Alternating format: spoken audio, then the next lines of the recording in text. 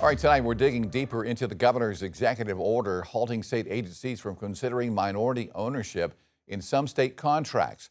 But it's an executive order that stops some of the provisions of state law, which brings up some potential legal questions. Here's News 19's Arianna Clay. Governor McMaster's Executive Order 2025-40 directs state agencies to stop awarding new contracts that use race as part of its consideration. Specifically, it affects two state laws. To understand the legality, News 19 spoke with Steve Matthews of HSB law firm, a constitutional law expert. While the order affects a law passed by the legislature, Matthews said that doesn't create a conflict. It's limited to the executive branch. It doesn't purport to affect the non-executive branch parts of the state government.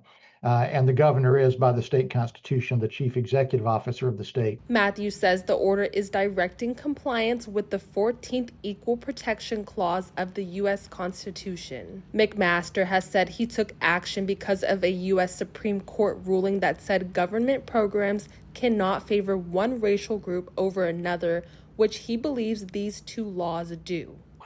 What the governor's doing in A is simply saying you've got to comply with the law.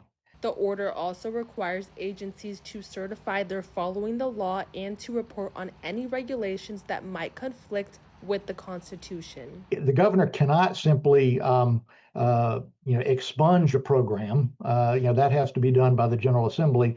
But what he can do is require compliance with the United States Constitution. And if state law conflicts with the U.S. Constitution, Matthews says the Constitution wins. Matthews says the governor can direct agency heads to follow the Constitution and has authority over those officials if they fail to comply. I don't see any limitation on the governor's authority to do this, is the short answer. McMaster has asked the General Assembly plans to repeal the laws when it returns in January.